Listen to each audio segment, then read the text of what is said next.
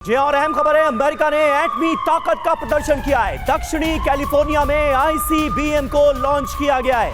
ICBM nuclear warhead ले जाने में सक्षम है। ये देखिए, साउथ कैलिफोर्निया में मिनटमैन 3 लॉन्च की गई है। ये तस्वीरें आपको दिखा रहे हैं और इन तस्वीरों को यूरोप के लिए एक बड़ी चेतावनी भी माना जा रहा है। अमेरिका ने दरअसल एटमी ताकत नुमायां की है। दक्षिणी कैलिफोर्निया में आईसीबीएम को लॉन्च करके आईसीबीएम न्यूक्लियर वॉरहेड ले जाने में भी सक्षम है।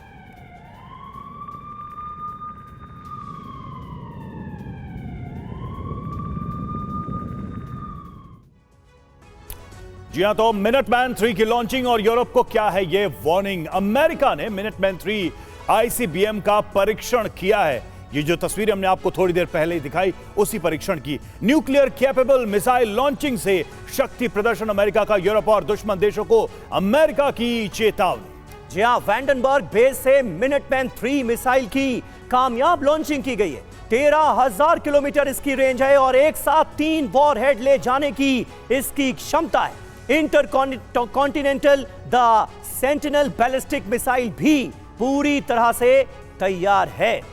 और हमारे साथ इस वक्त तमाम खास मेहमान मौजूद हैं, उनसे आपको तारुफ करा दें। Major general VK. दत्ता हमारे साथ हैं, ब्रिगेडियर जी.एस. त्रिपाठी हमारे साथ मौजूद हैं, विदेश मामलों के जानकार प्रोफेसर संजय भारद्वाज हमारे साथ मौजूद हैं, मुकेश कौशिक विदेश मामलों के जानकार, वो भी आज हमें ज्वाइन कर रहे हैं, मनीष झा और सुमित चौधरी हमारे दो सहयोगी लगातार हमारे साथ बने हुए हैं। लेकिन सबसे पहले मनीष, मैं आपसे जानना चाहूंगा, ये हो क्या रहा है? मतलब अमेरिका शक्ति प्रदर्शन कर रहा है, एक बड़ा और कड़ा मैसेज देने की कोशिश यूरोप के लिए की जा रही है। वो यूरोप जो कि अमेरिका को अमेरिका का रुख जो यूक्रेन के लिए है आज की तारीख में मौजूदा रुख, उसे देखते हुए भी यूक्रेन के साथ खड़ा नजर आ रहा है। ये सारे समीकरण किस ओर इशारा कर रहे हैं? आने वाले वक्त में क्या होने जा रहा है? देखिए, ट्रंप और जेलेंस्की के बीच व्हाइट हाउस में जो कुछ हुआ उसे लेकर ट्रंप ने कहा था यह अमेरिका का अपमान है। लेकिन उसके बाद जेलेंस्की को जिस तरह से यूरोपीय नेताओं ने समर्थन दिया, जिस तरह से यूरोप के तमाम नेताओं ने जेलेंस्की को गले लगाया और लंदन की मीटिंग में जेलेंस्की को हीरो बताकर दरअसल यूरोपीय देशों ने अमेरिका के खिलाफ बागी तेवर अपनाए हैं। और इसीलिए अमेरिका इस वक्त ये बताने की कोशिश कर रहा है कि देखो, असली ताकत मेरे पास है। हम अभी भी अमेरिका अमेरिका है, भले ही उस गद्दी पर ट्रंप बैठे या बाइडेन बैठे, लेकिन आप अमेरिका को इग्नोर नहीं कर सकते हैं। अमेरिका का परमाणु परीक्षण दरअसल एक साथ यूरोप को, रूस को, चीन को, सबको संदेश था कि मैं ताकतवर हूं, लेकिन इसके बाद मैं शांति की बात करता हूं। फिर वही बात है ना, दिनकर जी कहते थे कि क्षमा सोवती उस भुजंग को जिसके पास गरल हो। तो अमेरिका उस मैसेज को देना चाहता था।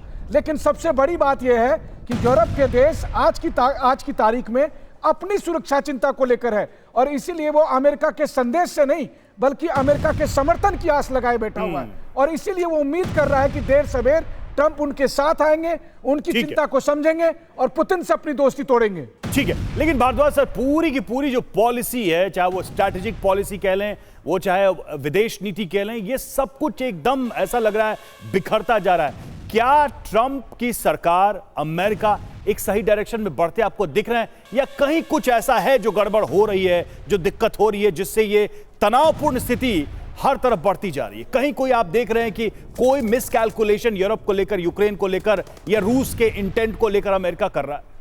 देखिए, 2-3 पक्ष हैं इसको। कि पहली बात कि ट्रंप स्टेटमेंट क्या दे रहे हैं, कैसे प्रोसीडिंग हो रहा है, वो एक पक्ष है।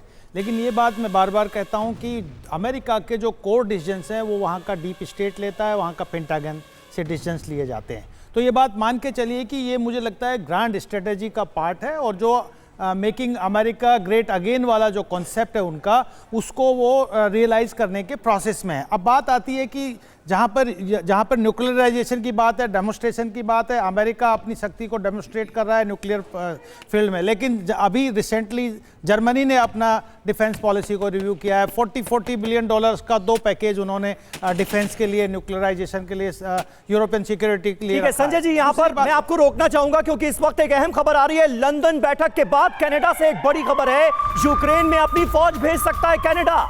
कनाडा सरकार सेना भेजने पर विचार कर रही है। ये एक बड़ा डेवलपमेंट सामने आया है। हमने देखा कल इस मीटिंग के बाद जस्टिन ट्रूडो का क्या रुख था। पूरी तरह से वो यूक्रेन के साथ खड़े हैं, ये बताया गया था। हर संभव मदद देंगे यूक्रेन को, ये कहा गया था। और अब जानकारी मिल रही है कि कनाडा सरकार सेना भेजने पर विचार कर रही है यूक्रेन में। सुमित चौधरी, क्या अपनी फौज भेज सकता है कनाडा? देखिए, जिस तरीके का माहौल बन रहा है, ऐसा तो लग रहा है कि नाटो के कई देश ये फैसला लेने की बहुत करीब हैं कि वो अपने जो फोर्सेस हैं वो उनको ऑन ग्राउंड जरूर भेजेंगे। और ये भी कोशिश की जा रही है कि अपने अपने हित के हिसाब, और इसलिए कनाडा का हित इस समय अमेरिका के हित से टकराव कर रहा है। और ये जानता है कनाडा कि अभी जिस तरीके से करीबी बढ़ रही है अमेरिका की रूस के साथ, वो उसके लिए आने वाले वक्त में डिप्लोमेटिकली भी बहुत ज्यादा घातक होगा। तो अपने इंटरेस्ट को देखते हुए अब सबके सब ये नाटो देश खासतौर पर यूक्रेन का साथ दे रहे हैं। और यही कहा जा रहा है कि ना सिर्फ अपने सैन्य मदद देंगे बल्कि सैनिकों को भी अब यूक्रेन की जमीन पर ये उतार सकते हैं। बिल्कुल, अपने आप में ये बहुत बड़ी खबर है। देखिए, लंदन बैठक से रूस की चिंता बढ़ी है। यूरोप के एक होने से क्रेमलिन पर भारी दबाव। जी हां, 3 साल में रूस के सामने सबसे बड़ा संकट यह हो सकता है। यूरोपीय देशों के गठबंधन से पुतिन परेशान और यूरोपीय देशों के एक होने से रूस यूरोप जंग के आसार बढ़ सकते हैं। ये देखिए, ये एक स्थिति पैदा होती जा रही है। मनीष, ये जो वाकई में खबर है, ये पुतिन के लिए वाकई में चिंता की बात हो सकती है, क्योंकि जिस चीज के एकदम क्लोजर पे पुतिन पहुंचे थे वो एक्सटेंशन में जाता दिख रहा है। और एक हाइपोथेटिकल क्वेश्चन मैं आपसे पूछना चाहूंगा, क्या इसकी संभावना है कि अगर यूरोप जंग के मैदान में कूद जाता है, नाटो के देश कूद जाते हैं, तो कहीं अमेरिका एग्जिट कर जाए और यूक्रेन की एंट्री उसके बदले हो जाए? देखिए, सबसे बड़ी बात यह थी कि पुतिन कभी नहीं चाहते थे कि ये हालात बने, बल्कि पुतिन को उम्मीद थी कि ट्रंप के आने के बाद तुरंत ही शांति वार्ता होगी और जल्द से जल्द ये युद्ध रुक जाएगा। लेकिन अब तो खैर युद्ध रुकने से रहा, युद्ध बल्कि और अधिक बढ़ रहा है।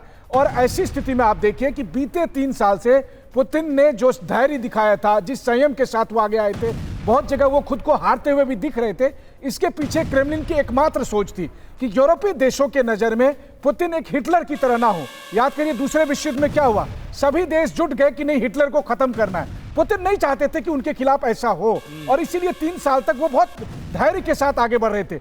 लेकिन हालात ऐसे बन गए कि अचानक ही लंदन में वही फैसला हुआ जैसे चर्चिल ने कभी किया था। लंदन में वही फैसला हुआ जिसके बाद रूस को यह लगता है कि यूरोप के सभी देश मिलकर यह तय करेंगे कि अब रूस के खिलाफ हम युद्ध लड़ें। और ऐसी स्थिति में रूस को यह भी पता है कि देर सवेर अमेरिका को जब यह चुनना होगा कि वो रूस के साथ जाए या यूरोप के साथ जाए, तो वो हमेशा यूरोप के साथ जाएगा और सब मिलकर रूस की घेरेबंदी करेंगे। ये क्रेमलिन के लिए ठीक बात है मनीष। और इससे पहले आपने जिक्र किया दिनकर का, रामधारी सिंह दिनकर ये भी कह गए थे कि जब नाश मनुष्य पर छाता है पहले विवेक मर जाता है। ब्रिगेडियर त्रिपाठी, यहां पर जो नाश है वो तो होता हुआ नजर आ रहा है, सर्वनाश की आगे की तैयारी भी नजर आ रही है। विवेक मरता हुआ किसका देख रहे हैं आप, जिसकी बदौलत ये सब कुछ हो रहा है?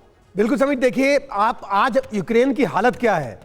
4 करोड़ की पॉपुलेशन में से सिर्फ 1.5 करोड़ के आसपास वहाँ हैं। बाकियों का पता नहीं, कोई रिफ्यूजी गए हैं, कोई बाहर गए हैं, वहाँ पता नहीं लग रहा है। उनकी 75% इंफ्रास्ट्रक्चर पूरा जमींदराज हो सकता है, ज़मीन पर आ गया है। नेट एक्सपोर्टर इलेक्ट्रिसिटी का इंपोर्ट कर रहा है। तो इससे देख सकते हैं कि क्या वहाँ पर हालात हैं। उनको सोल्जर्स मिल नहीं रहे हैं।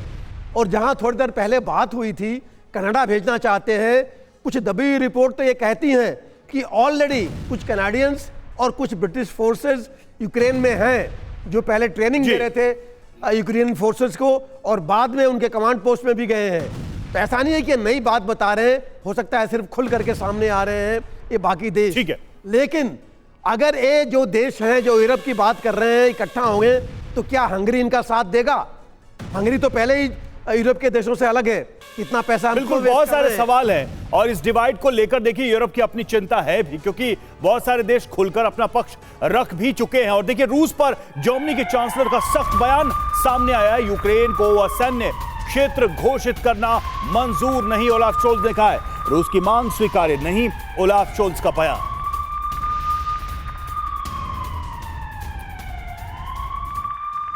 और यूरोप में न्यूक्लियर टकराव का खतरा बढ़ता नजर आ रहा है। यूरोप में न्यूक्लियर तैनाती के लिए फ्रांस भी तैयार है।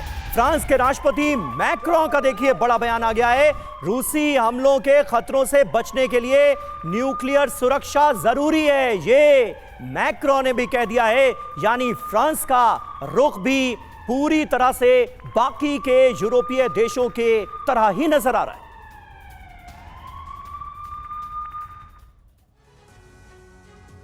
तो यूरोप में न्यूक्लियर युद्ध की चेतावनी। जी हां, फ्रांस के राष्ट्रपति मैक्रों ने यूरोप के लिए न्यूक्लियर सुरक्षा की बात कही है। यूरोप के लिए न्यूक्लियर डेटरेंस पर चर्चा के लिए तैयार है। मैक्रों ने यह कहा है रूसी हमलों के खतरों से बचने के लिए न्यूक्लियर सुरक्षा जरूरी है। मैक्रों का यह बयान है और फ्रांस के न्यूक्लियर डॉक्ट्रिन में यूरोप हमेशा शामिल रहा है। मैक्रों का दावा रूस का अगला टारगेट मोल्दोवा और रोमानिया हो सकता है। आरटीपी के सोर्सेज से, रॉयटर्स के सोर्सेज से ये बातें सामने आ रही हैं। अब सबसे बड़ा सवाल यही है दत्ता सर के जो बात यूरोप के देश अब कह रहे हैं, खासकर ब्रिटेन और फ्रांस बहुत इसमें लीड लेते नजर आ रहे हैं। क्या आपको लगता है कि जो न्यूक्लियर डिप्लॉयमेंट है वो इंक्रीज होगा और साथ ही ये न्यूक्लियर वॉर वाली जो बात हर बार आती है उसके चांसेस और बढ़ जाएंगे? क्योंकि यूरोप के जो देश यूक्रेन के साथ खड़े हैं वो तो लगभग ये मान के चले हैं कि रूस के खिलाफ हमें हर तैयारी अब करनी है। देखिए, ऐसा है कि जो सिचुएशन अभी पैदा हो गई है, अगर अमेरिका अपना न्यूक्लियर अम्ब्रेला यूरोप से विड्रॉ करता है तो यूरोप के जो देश हैं, खास करके सिर्फ फ्रांस और यूके, जो मतलब जिनके पास न्यूक्लियर असेट्स हैं आज के दिन में, उनको अपनी न्यूक्लियर रक्षा खुद करनी पड़ेगी। और उनको मालूम है कि उनके पास इतनी काबिलियत नहीं है कि वो रशियन न्यूक्लियर आर्सेनल के खिलाफ खड़े हो पाएँ। इसलिए इनको अपनी जो भी कार्रवाई ये कर रहे हैं, जो भी प्लानिंग है, बहुत सोच समझ के करनी पड़ेगी कि क्या वो डायरेक्टली यूक्रेन के अंदर अपना इन्वॉल्वमेंट जाहिर करके रशिया के साथ डायरेक्ट जंग चाहेंगे। मुझे लगता नहीं है, क्योंकि वो यूक्रेन आज के दिन में एक सिक्योरिटी गारंटी मांग रहा है और सिक्योरिटी गारंटी देने के लिए जर्मनी, यूके, फ्रांस ने बोला हम अपने सोल्जर्स भेजेंगे। किसके लिए? सिक्योरिटी गारंटी के लिए, रूस के साथ लड़ने के लिए नहीं। एक होता है डिफेंसिव पोस्चर, एक होता है ऑफेंसिव पोस्चर। अगर ये मुल्क ऑफेंसिव पोस्चर में आते हैं रूस के खिलाफ तो ये आप मान के चलिए कि यूरोप की तबाही हो जाएगी और यूरोप के जितने मुल्क आज के दिन में इस जंग से बचे हुए हैं उनके ऊपर वही हाल हो जाएगा जो यूक्रेन का हुआ है। ठीक है, यानी आने वाले वक्त में यूरोप की तबाही के भी आसार हैं, आप ये कह रहे हैं। और देखिए, ज़ेलेंस्की के साथ एकजुट दिख रहे यूरोप में भी फूट की खबर है। स्लोवाकिया, हंगरी और बुल्गारिया यूक्रेन के खिलाफ हैं। स्लोवाकिया, हंगरी ने रूस के खिलाफ ईयू की एकजुटता पर सवाल उठा दिए। बुल्गारिया के राष्ट्रपति ने भी रूस का सपोर्ट कर दिया है। तो ऐसा नहीं है कि तमाम जो यूरोपीय देश हैं वो रूस के खिलाफ यूक्रेन के साथ नजर आ रहे हैं। यूरोप में भी फूट साफ तौर पर देखी जा सकती है। और यूक्रेन के मुद्दे पर यूरोप के बंटने को लेकर बोले ब्रिटिश पीएम स्टारमर, यूरोप की सुरक्षा के लिए एकजुटता बेहद जरूरी है। स्टारमर का बयान सामने आया। एक साथ काम कर रहे हैं यूरोप के देश, कीर स्टारमर का बयान। तो देखिए, ब्रिटिश प्राइम मिनिस्टर के बयान यूरोप की एकजुटता को लेकर सामने आ रहे हैं और यह बयान ही अपने आप में बता रहा है कि यूरोप में एक डिवाइड है जिसको एड्रेस करने की जरूरत है। तो बड़ी बात तो यही है कि यूक्रेन पर यूरोप भी बट गया है। इसकी 5 बड़ी वजहें हैं। पहला, स्लोवाकिया, हंगरी और बुल्गारिया ने इसका विरोध कर दिया है। तीनों देशों ने यूरोपियन यूनियन समिट के खिलाफ बयान दिया है। जॉर्जिया मेलोनी ने भी कहा वेस्ट के बंटने का खतरा है, मतलब इसे लेकर वो भी आशंकित हैं। चौथा, पश्चिम के कई देशों के संपर्क में है रूस। पांचवा, अमेरिका के संपर्क में कई यूरोपीय देश भी हैं। तो इस तरह से कहीं ना कहीं अब यूक्रेन को लेकर यूरोप में एक लकीर साफ नजर आ रही है। यूरोप बंटता नजर आ रहा है। और देखिए, यूक्रेन को लेकर रूस यूरोप में जंग के आसार बढ़ते जा रहे हैं। यूक्रेन को लेकर बटा पश्चिमी देश। लंदन बैठक के बाद 4 प्रमुख संभावनाएं भी नजर आने लगी हैं। जिस तरह का एक डिवाइड जिसकी बार बार चर्चा हो रही है वो दिख रहा है और वो डिवाइड अपने आप में ये बताने के लिए काफी है कि यूरोप के अंदर ही रूस के खिलाफ और रूस के समर्थन में खेमे बढ़ते जा रहे हैं। तो यूक्रेन पर कैसे पश्चिमी देश भी बटे हुए हैं, ये देखिए 4 संभावनाएं क्या हैं। विकल्प नंबर 1, ज़ेलेंस्की की सत्ता से विदाई। इसका असर क्या होगा? अमेरिका की शांति योजना या रूस के आगे आत्मसमर्पण होगा? ये विकल्प नंबर अगर हम 1 की बात करते हैं तो ऑप्शन नंबर 2, यूरोप की सैन्य हस्तक्षेप योजना, इसका असर अमेरिका यूरोप में दरार संभव। मनीष झा हमारे सहयोगी इस वक्त हमारे साथ मौजूद हैं। मनीष, लेकिन बात तो हो रही थी यूक्रेन की सुरक्षा गारंटी की, जिस पर ज़ेलेंस्की अड़े हुए थे। वो सुरक्षा गारंटी अमेरिका से हासिल नहीं हुई, यूरोप से वो सुरक्षा गारंटी हासिल होगी क्या? और अगर खनिज संपदा की डील करने के लिए तैयार हैं ज़ेलेंस्की अमेरिका के साथ, तो ये अपने आप में एक तरह की सुरक्षा गारंटी नहीं होगी क्या यूक्रेन के लिए? देखिए, ये बात तो सच है कि अगर मसला केवल सुरक्षा गारंटी का होता तो अमेरिका के साथ डील सबसे बड़ी बात थी। अगर अमेरिका के साथ डील होता, अमेरिकी कंपनी यूक्रेन में काम करने जाते, तो जैसा कि ट्रंप और उनकी टीम का मानना है कि तब रूस सीधे सीधे यूक्रेन पर दोबारा से हमला नहीं करता। बिल्कुल। तो याद करिए दूसरे विश्व युद्ध के समय क्या हुआ, जब जापान ने पर्ल हार्बर पर अटैक किया, उसके बाद से जापान पर परमाणु हमले हुए। तो इसीलिए ऐसा था कि अगर अमेरिकी कंपनियां यूक्रेन में होती तो वही अपने आप में सुरक्षा की सबसे बड़ी गारंटी है। लेकिन यूरोप का क्या होता?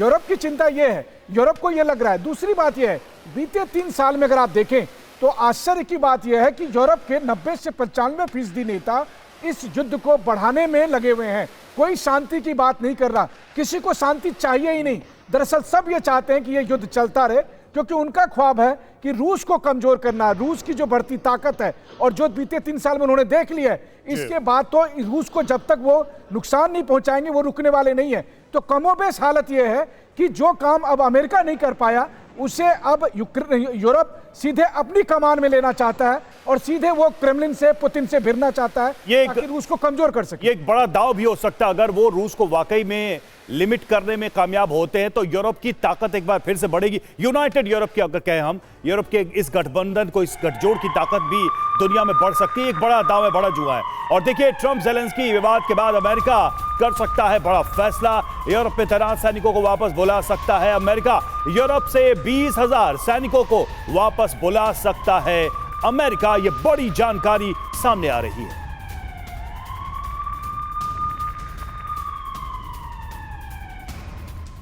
देखिए, यूरोप और अमेरिका के बीच तनाव बढ़ता हुआ नजर आ रहा है। आपको बताते हैं कि यूरोप के किन देशों में इस वक्त अमेरिका के सैनिक तैनात हैं और इनकी संख्या क्या है। ट्रंप का नया प्लान जो है वो यूरोप को कैसे परेशान कर रहा है। यूरोप में अमेरिका का कमांड और कंट्रोल बेस है। कई यूरोपीय देशों में अमेरिकी सैनिकों की मौजूदगी है। अमेरिका यूरोप से अब इन्हीं सैनिकों को निकालने की बात कर रहा है। ऐसा हो सकता है, यह मुमकिन है। यूरोप से 20,000 सैनिकों को निकालने पर विचार किया जा रहा है। यूरोप में अमेरिका के सैन्य ठिकाने कहां हैं वो भी आप देख लीजिए। जर्मनी की बात करें, यूरोप में अमेरिका का कमांड मुख्यालय है जर्मनी में, और यहां से भी कहा जा रहा है कि 35 से 40 हजार सैनिकों की यहां तैनाती है, तो यहां एक बड़ा रिडक्शन हो सकता है। इटली की बात करें, एयर और नेवी बेस यहां पर इटली में मौजूद है और 12 से 15 हजार सैनिकों की तैनाती है। पोलैंड में अगर देखें तो कॉर्प्स हेडक्वार्टर और मिसाइल स्टोरेज है, यहां पर सैनिकों की संख्या 10 से 12 हजार यहां पर है। जी हाँ, इसके अलावा अगर बात की जाए ब्रिटेन की, तो अमेरिकी वायुसेना की यहां पर तैनाती है और यहां पर भी, यानी ब्रिटेन के अंदर अमेरिका के 9 से 10 हजार सैनिक डिप्लॉय किए गए हैं। यहां पर इनकी तैनाती है। वहीं अगर रोमानिया की बात की जाए तो मिसाइल स्टोरेज यहां पर है। इसके अलावा 1500 से 2000 सैनिक यहां पर भी रोमानिया के अंदर भी तैनात हैं। एस्टोनिया में अस्थायी और रोटेशनल ठिकाना है और यहां भी 2 से 3 हजार सैनिकों की तैनाती है। और अब अमेरिका इन्हीं सैनिकों को वापस बुलाने की बात कर रहा है। ब्रिगेडियर त्रिपाठी, अगर ऐसा होता है तो आने वाले वक्त में इसके परिणाम क्या होंगे और भविष्य में अमेरिका और यूरोप के संबंधों को आप कैसे आंकेंगे? देखिए समझ, 2 चीजें हैं। पहली बात तो कॉस्ट फैक्टर, जो मैंने कहा था कि ट्रंप ट्रांजैक्शनल प्रेसिडेंट है। एक रिपोर्ट के मुताबिक एक सोल्जर जो अमेरिका का डिप्लॉयड है बाहर, उस पर जो खर्च आता है तकरीबन 1 लाख से लेकर $1.5 लाख पर ईयर है। तो अगर आप उसको लें, उसमें सब कुछ है, उसकी पे अलाउंसेज, रहने का, वेपन्स वगैरह सब कुछ मिला के आप वो कैलकुलेट कीजिए, वो भी ट्रंप देख रहे हैं। दूसरी चीज, 20,000 यहाँ पर जो है डिप्लॉयड, टोटल जो रिपोर्ट है उसके मुताबिक तकरीबन 80,000 सैनिक अमेरिका के डिप्लॉयड हैं यूरोप में। अब अगर 20,000 निकलते हैं तो यहाँ पर डिप्लॉयमेंट करेगा कौन, कहाँ से आएंगे सैनिक? तो ये जरूरत, जैसे मैंने पहले कहा था, ये जरूरत यूरोप की है, अमेरिका की नहीं है। और ये ट्रंप बड़ी अच्छी तरह बता चुके हैं यूरोपियन यूनियन को कि आप अपना सिक्योरिटी देखिए, अपने ट्रुप्स वहाँ डिप्लॉय कीजिए, हमारे वहाँ नहीं रहेंगे। आपको याद होगा जिस इसकी बात हो रही थी कि जो डीमिलिटराइज जोन होगा, वहाँ पर ट्रंप ने बहुत पहले कह दिया था जी, अमेरिका का कोई सोल्जर डिप्लॉय नहीं होगा, यानी कि वहाँ भी डिप्लॉयमेंट होगा तो यूरोपियन सोल्जर्स होंगे जी। और सबसे बड़ी चीज, अगर वहाँ झड़प होती है अमेरिका और इन यूरोपियन सोल्जर्स के बीच में किसी भी चीज पर, तो ये युद्ध काफी आगे भड़क सकता है, बढ़ सकता है। बिल्कुल बिल्कुल। और देखिए, एक बड़ी जानकारी सामने आ रही है, दर्शकों को दे दे कि थोड़ी देर में ट्रंप की एक बड़ी बैठक होने वाली है। जो स्थितियां हैं यूरोप को लेकर, यूक्रेन को लेकर, उस पर ट्रंप की एक बड़ी बैठक की खबर सामने आ रही है और निश्चित तौर पर उम्मीद ये की जा रही है कि कोई बड़ा ऐलान ट्रंप की सरकार की तरफ से, अमेरिका की तरफ से किया जा सकता है। बैठक में ज़ेलेंस्की के खिलाफ बड़ा ऐलान संभव है। सीनियर अधिकारियों से मिलने जा रहे हैं ट्रंप, ये अपने आप में एक बड़ी जानकारी सामने आ रही है। मुकेश जी, अब तो ऐसा लग रहा है कि अमेरिका ही एक अलग मोर्चा खोलने वाला है। सुमित कुछ अपडेट देंगे, इसके बाद आपसे मुकेश जी रिएक्ट करते हैं। सुमित, क्या है ये जानकारी, ये क्या खबर है, इस पर कुछ और जानकारी हमें मिल रही हो तो? देखिए, बिल्कुल रवि, ये कहा जा रहा है कि अब डोनाल्ड ट्रंप अपने सीनियर अधिकारियों के साथ एक बड़ी बैठक करेंगे आज 3 मार्च को। और खास बात ये कि उसमें वो कड़े फैसले लेने वाले हैं, ना सिर्फ ज़ेलेंस्की के खिलाफ बल्कि यूक्रेन के खिलाफ भी। हमने देखा कि डोनाल्ड ट्रंप ने इस बात को, और कह सकते हैं व्हाइट हाउस ने इस बात को सीधे तौर पर ज़ेलेंस्की की मीटिंग को एक अनरिस्पेक्टफुल मैनर के तौर पर देखा। उन्होंने कहा कि अपमान किया गया, अमेरिका के लोगों का अपमान किया गया। और यही वजह है कि अब शायद डोनाल्ड ट्रंप इसको और आगे ले जाना चाहते हैं, कड़े प्रतिबंध, कड़े एक्शन ले सकते हैं ज़ेलेंस्की के खिलाफ। और ना सिर्फ अब ये आर्थिक रूप से, मिलिट्री पॉइंट ऑफ व्यू से, बल्कि ऐसा भी हो सकता है कि जिस तरीके से एलन मस्क ने ऐलान किया था कि सारी एड की जांच होगी, हो सकता है कि कोई क्रिमिनल प्रोसीडिंग्स भी उनके खिलाफ चलाई जा सकती है। ठीक है, तो ये बहुत इंपॉर्टेंट है। आने वाले वक्त में डोनाल्ड ट्रंप का क्या फैसला होता है यूक्रेन को लेकर, यह देखने वाली बात होगी। और देखिए, ट्रंप विवाद के बाद पहली बार खुद के इस्तीफे पर ज़ेलेंस्की का एक बड़ा बयान आया है। ज़ेलेंस्की ने कहा है कि मैं इस्तीफा देने के लिए तैयार हूं। ज़ेलेंस्की ने कहा नाटो की सदस्यता मिले तो इस्तीफा दे दूंगा। यानी यहां पर ज़ेलेंस्की की तरफ से लगा दी गई है एक कंडीशन, जो कि फिलहाल इम्पॉसिबल सी नजर आती है। नाटो की सदस्यता मिली तो अपना पद छोड़ दूंगा, दे दूंगा इस्तीफा, कहा है ज़ेलेंस्की। तो सुना आपने ज़ेलेंस्की ने क्या कहा, सीधे अपने इस्तीफे को लेकर क्या शर्त है उनकी। ज़ेलेंस्की की कमजोर कड़ी अगर बात करें उसकी, तो देखिए, राष्ट्रपति पद के कार्यकाल का उनका अंत नजर आ रहा है। एक तो ये बात है, इसलिए उनके ऊपर काफी दबाव है कि वो या तो पद छोड़े या फिर चुनाव से ये तय हो। और देखिए, यूक्रेन के पास सेना की कमी है, लगातार ग्राउंड पे सैनिकों की कमी है, जो युद्ध के लिए सबसे जरूरी एलिमेंट है। हथियारों की सप्लाई घट चुकी है। अमेरिका का स्टैंड ये साफ दिखा रहा है कि आने वाले समय में यह स्थिति बनी रह सकती है। युद्ध के लिए दूसरों पर निर्भरता यूक्रेन की सबसे बड़ी कमजोरी है। अमेरिका नाराज है, युद्ध विराम से पीछे हटना यह अपने आप में अमेरिका की नाराजगी को और भी बढ़ाने वाला है। मुकेश जी, साफ दिखाई दे रहा है कि यूक्रेन के पास वैसे तो विकल्प बहुत कम है, फिर भी युद्ध को आगे बढ़ाने की इच्छा है। ऐसे में ज़ेलेंस्की का कंडीशंस के साथ आना ये क्या दिखा रहा है? क्या वो सिर्फ अपनी छवि, अपनी पॉलिटिकल पोजीशन बचाने की कोशिश में है, या फिर वो कुछ लार्जर गेम खेल रहे हैं, लार्जर दांव लगा रहे हैं? रवि, चीन के शुंजू की एक किताब है, उसमें युद्ध कौशल पर है, और उसमें बताया गया है कि दुश्मन को आप चारों तरफ से मत घेरिए, क्योंकि वो अपना पूरा ध्यान फिर पूरी तरह से आप पर बदला लेने के लिए लगाएगा। एक रास्ता उसको भागने का दीजिए और वो पूरा ध्यान उस रास्ते से निकल कर भागने पर लगाएगा। पिछले 3-4 दिन में जो मनोवैज्ञानिक युद्ध लड़ा गया है, उसमें ये हुआ कि पहले यूरोपियन देश, अमेरिका, नाटो सब मिलकर एकजुट नज़र आ रहे थे कि ये रूस को घेर कर मारने वाले हैं। लेकिन इस मनोवैज्ञानिक युद्ध का नतीजा ये हुआ है कि पुतिन को पूरी तरह से कंफ्यूज कर दिया गया है। पहला ये कि पश्चिमी देश अब पश्चिमी देश नहीं है, वो अमेरिका अलग है, वो यूरोप अलग है। यूरोप में भी यूरोप बटा हुआ है।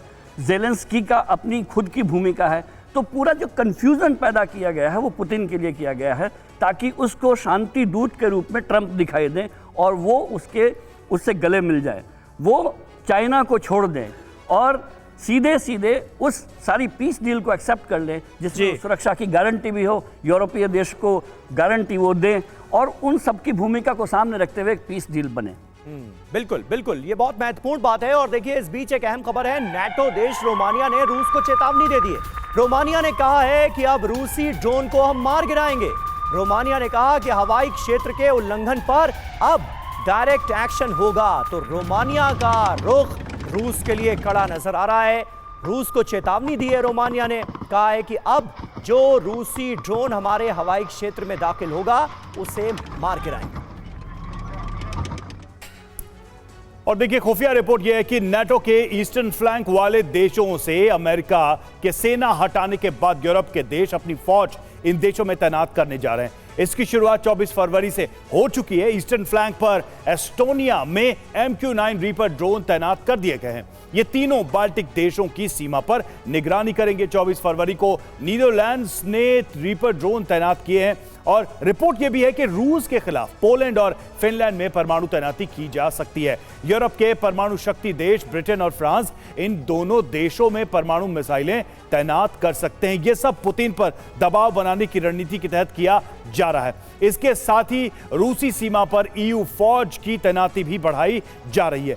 सबसे पहले तीनों बाल्टिक देशों में यूरोपीय फौज की तैनाती बढ़ेगी। इसके साथ ही पोलैंड में EU की रिजर्व फोर्स रखी जाएगी। पोलैंड में तैनाती इसलिए की जा रही है ताकि जरूरत पड़ने पर यूक्रेन युद्ध में इसको उतारा जा सके। भारद्वाज सर, अब बात यह है कि क्या मिलिटराइजेशन इन छोटे छोटे देशों का और बढ़ने वाला है?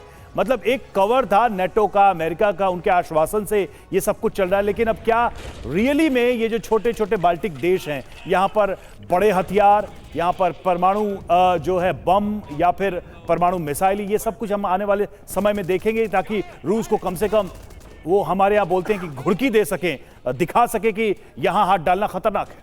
देखिए, इसमें दो ट्रेंड साफ साफ नज़र आ रहे हैं। पहली बात कि क्रिप्टो न्यूक्लियर कंट्रीज़ क्रिएट किए जा रहे हैं, जैसे कि बेलारूस में रशिया क्रिएट कर रहा है, वैसे ही पोलैंड और फिनलैंड में न्यूक्लियर प्लेसमेंट करने की बात है। क्रिप्टो न्यूक्लियर कंट्रीज़ होंगे, तो ये एक ट्रेंड चल गया। दूसरा ये बात देखिए कि यूरोपियन कंट्रीज अपने न्यूक्लियर पॉलिसीज़ को रिव्यू कर रहे हैं, जिसमें बेल्जियम का आप देखिए, बेल्जियम अपनी न्यूक्लियर पॉलिसी को रिव्यू कर रहे हैं। जर्मनी ने भी बजट बढ़ा रहे हैं। तो निश्चित रूप से जो वर्ल्ड का एक तरीके से न्यूक्लियराइजेशन की तरफ एक रुख हो गया। दूसरा कि जो सेल्फ हेल्प सिस्टम क्रिएट हुआ है कि अगर एक कलेक्टिव सिक्योरिटी मैकेनिज्म फेल हो जाता है तो हम सेल्फ हेल्प सिस्टम, अपनी आर्मी, अपने लोग, अपना अलाइनमेंट हम करेंगे। ये दूसरा एक ट्रेंड चल गया। तीसरी बात कि जो अब जो एक क्राइसिस ऑफ सक्सेस क्रिएट हो गया यूरोपियन कंट्रीज के साथ कि अब हम इंडिविजुअली बहुत कुछ हद तक कर नहीं पा रहे, क्योंकि अमेरिका हमारे से हटता हुआ नजर आ रहा है। मुझे लगता है कि हो सकता है पोस्चरिंग हो अमेरिका की, इंटरनल एक अंडरस्टैंडिंग यूरोपियन कंट्रीज के साथ हो सकती है। तो जो क्राइसिस ऑफ सक्सेस है वो यूरोपियन कंट्रीज को सिक्योरिटी मैकेनिज्म और ऑर्गेनाइजेशन की तरफ धकेल रहा है, क्योंकि इकोनॉमिक डिस्प्यूट्स हैं, पॉलिटिकल डिस्प्यूट्स हैं। और आप देखिए कि स्लोवाकिया और हंगरी और काफ़ी जो ईस्टर्न यूरोपियन कंट्रीज है वो यूरोप से हटते हुए, इकोनॉमिक जो अलायंस था उससे हटते हुए नजर आ रहे हैं। क्योंकि तो ये जो सिनेरियो डेवलप हो रहा है उसमें निश्चित रूप से ये बात की बहुत कुछ अनसर्टेनिटी है, और इसमें बात है, अनसर्टेनिटी है, अनिश्चितता है, और इसी वजह से यूरोप पर एक नया खतरा मंडरा रहा है। इसका भी जिक्र होने लगा है। यूरोपीय देशों पर मंडरा रहा ये खतरा जो है, इससे निपटने के लिए यूरोपीय देशों ने एक प्लान बनाया। रक्षा बजट बढ़ाएंगे यूरोप के देश। देखिए, एक और बड़ी खबर, रक्षा क्षमताओं को मजबूत करने पर अब यूरोप जोर देगा, ये तय होता हुआ नजर आ रहा है। यानी एक तरह का सिक्योरिटी थ्रेट यूरोप को भी महसूस हो रहा है। और यूरोपीय देशों को यह फैसला क्यों लेना पड़ा, आपको वो भी बताते हैं। इसकी वजह क्या है? रूस से तनाव और यूरोप का बड़ा दांव क्या है वो? अमेरिका यूरोप की सुरक्षा की गारंटी नहीं लेना चाहता, ये बार बार ट्रंप कह रहे हैं। अमेरिका के रुख से यूरोपीय देश परेशान है। यूरोप अपनी सुरक्षा नीति में बड़ा बदलाव करेगा, ये साफ संकेत नजर आ रहे हैं। जी हां, यूरोप का अमेरिका पर निर्भरता कम करने का यह फैसला है। अपनी रक्षा क्षमताओं को मजबूत करेगा यूरोप, ये तय होता हुआ नजर आ रहा है। मुकेश जी, क्या ये एक बहुत बड़ा डेवलपमेंट है? मतलब यूरोप अब अपने बलबूते खड़ा होने की कोशिश कर रहा है ताकि अमेरिका पर जो उसकी निर्भरता थी वो आने वाले वक्त में और कम हो। इसका नतीजा क्या होगा और यूरोप क्या पूरी तरह से ये कर पाने में संभव होगा? और जिस सिक्योरिटी थ्रेट की बात हो रही है वो रूस से वाकई है क्या यूरोप पर? देखिए, अमेरिका का हाथ खींचने के बाद यूरोपीय देशों का एकजुट होना स्वाभाविक है जी। लेकिन अपने रक्षा बजट को बढ़ाने, रूस से टक्कर लेने, ये सब मुझे लगता है कि ये शूरवीर नहीं है यूरोपीय देश, ये बयानवीर हैं। और इस बयानवीरों में उनको ये लगता है कि अगर हम लोग एकजुटता नहीं दिखाएंगे तो इस समय रूस उन पर हावी हो जाएगा, और अगर हावी हो जाएगा तो सबसे ज़्यादा प्रभावित देश सिर्फ यूरोपीय देश ही हैं। अगर यूक्रेन वॉर यूक्रेन से बाहर चली गई, वो यूरोपीय देशों तक फैल गई, तब उन पर आंच आएगी, और यूरोप के देश उस स्थिति के लिए तैयार नहीं हैं। ठीक है, और देखिए इस बीच एक और खबर है। पोलैंड के प्रधानमंत्री टस्क का अमेरिका पर हमला, कहा 50 करोड़ यूरोपीय 30 करोड़ अमेरिकी से गुहार क्यों लगा रहे हैं।